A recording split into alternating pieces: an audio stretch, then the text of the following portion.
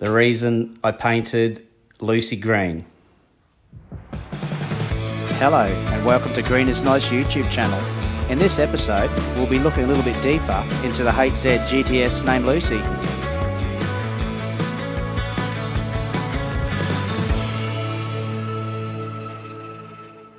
We'll do a little bit of a walkthrough around Lucy. Lighting's going to be a little bit hit and miss.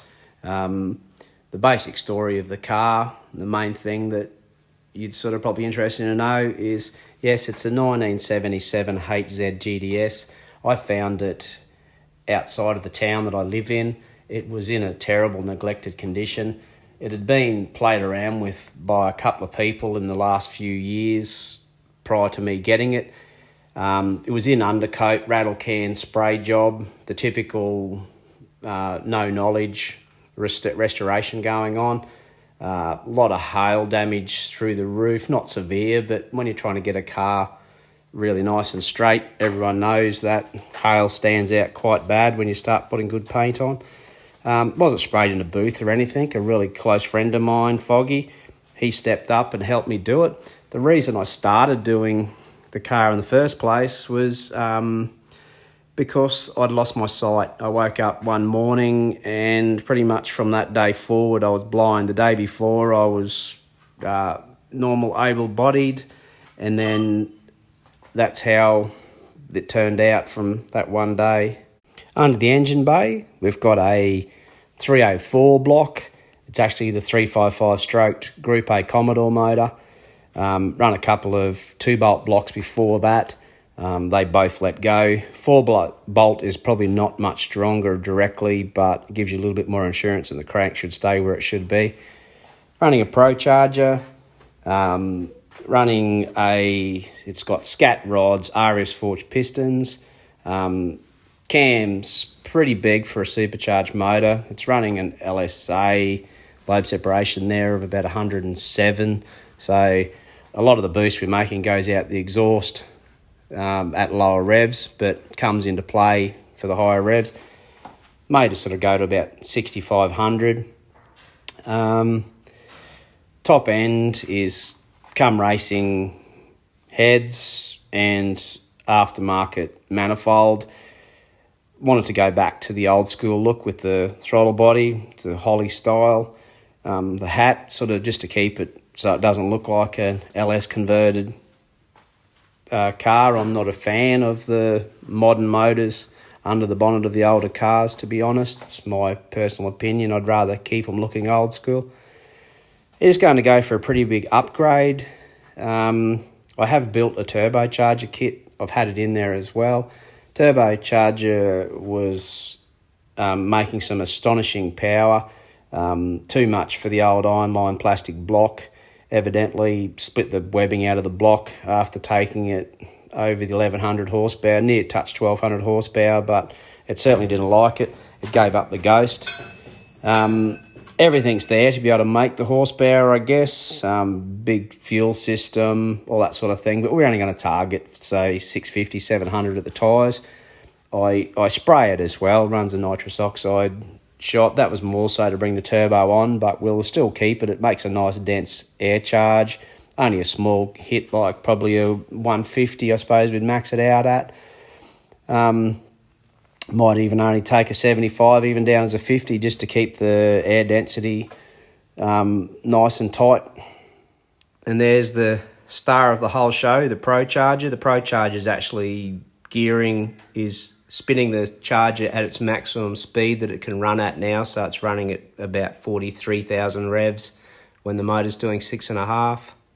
So there's not much left in that charger. We could change to a higher flow impeller, but it's already got an upgraded impeller, so we'll see what sort of horsepower we get. We're not overly after a lot on this time. We're sort of targeting sort of rear wheel around sort of low 500s once it's all done.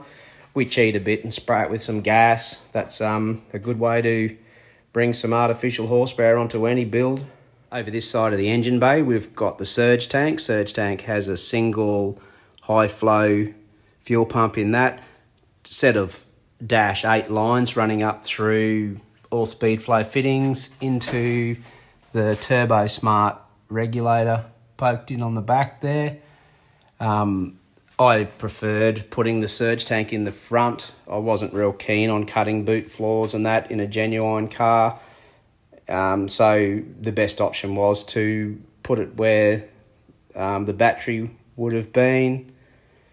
I also had to put a vacuum tank, which is sitting there on the inner guard because of the supercharger. So we've got a Pro Charger sitting over this side. Pro Charger and the camshaft size meant that we had too much overlap, and we actually show a little bit of boost at idle. So we had no brake vacuum. It was pushing against the pedal. So I've gone to down under the front guard here. Probably a bit hard to see at the moment with the wheel on, but we might get to that later. There's an electric vacuum pump. Just upgraded to the chrome twin diaphragm brake booster. The next step will be going to twin charged. So I'm looking at relocating the Pro Charger over to this side of the engine bay, right there where the power steering pump is currently mounted. We'll put a Holden Astra electric power steering pump on the other side of the car in the front inner guard. That way we can route the induction pipe, the pressure pipe, through across in front of the block behind the radiator here. I've got an intercooler already made which fits in there. It's a custom thing. It'll come across. The turbocharger will go where the supercharger is sitting now, back where the turbo was originally. That way we're compounding the boost from the supercharger in through the turbo. It does two things. It's compounding boost as well as getting rid of lag. Nice linear boost curve out of Pro Chargers, like everyone be aware of. I'm a fan of having no lag. It's good to be able to hit the throttle and just have it responsive without having nothing and then a whole lot. Much more controllable. You can actually adjust your torque curve and do some torque management as well to get the power to the ground with the Pro Charger feeding into the turbo. The key to the engine management is via a Holley Super Sniper. I actually had it changed to a Terminator X style ECU. It's a much bigger format. It has a lot more ins and outs for controls of such things like the trans brake, the nitrous injection, all that sort of thing. So I opted to go for the Terminator ECU rather than the standard one. The induction hat is the maximum height that I could get away with without going through the bonnet. I kept it inside the bonnet lines because I didn't want to destroy the original GTS look. So that is going to change shortly, but there's normally an intercooler mounted between right on this pipe here. It runs a cooler in that section through here from the Pro Charger. I've actually got that out at the moment because I'm doing a bit of a modification to where the heat exchanger sits. The heat exchanger sits down through into the grill area here in front of the radiator. Along this side here, there's an aeroflow trans cooler with a thermo fan on it there.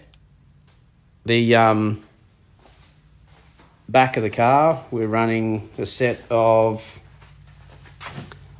American Racing. They're a direct copy of the GTS original Holden style wheel. In behind that, running a set of disc brakes, and that's attached to a 35 spline 9-inch diff. It's all billet. It's got chrome molly housings and all the rigmarole, all the stuff to be able to handle the horsepower. At the moment, it's running a turbo 700 R4 4-speed auto. It's not an ideal gearbox. They don't like horsepower, like everyone will know. They give you a whole lot of neutrals with the stomp of a throttle. I have had a billet gearbox built for it. It is a reed-cased Pro Glide running 9 forward clutches and 8 reverse. A lot of chrome molly gear. Nothing in the Power Glide is original. It's got aftermarket gear set. All the fruit. Running a manual shift reverse pattern and a trans brake so that we can bring it on power on the line and leave with a bit more torque than you usually would. Converter was built by the guys at Slingshot Converters. It was a custom one that I picked. It is a lock-up converter, 3500 stall.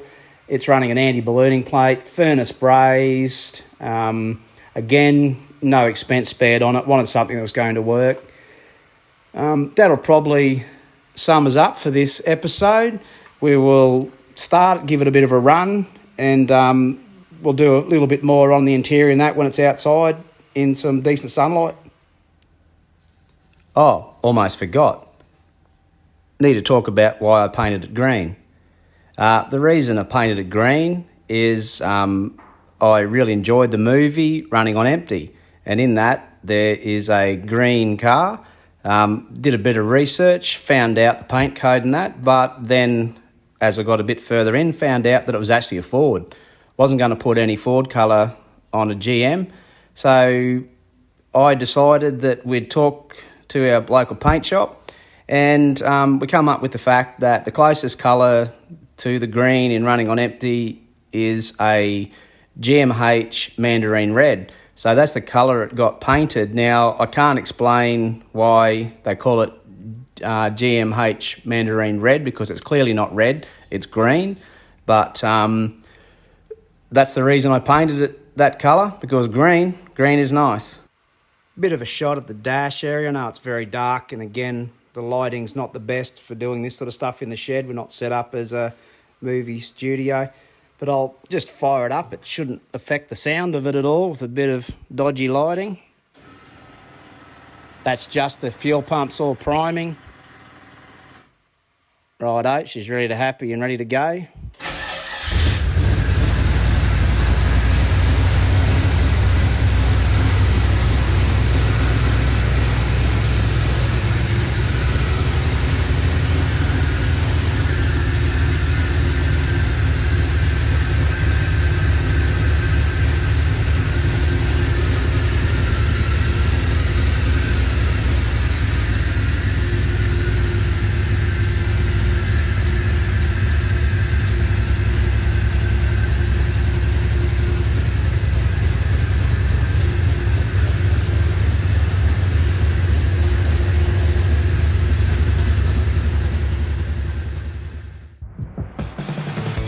Well, you've reached the end. Thanks for watching. Remember, like and subscribe for more content.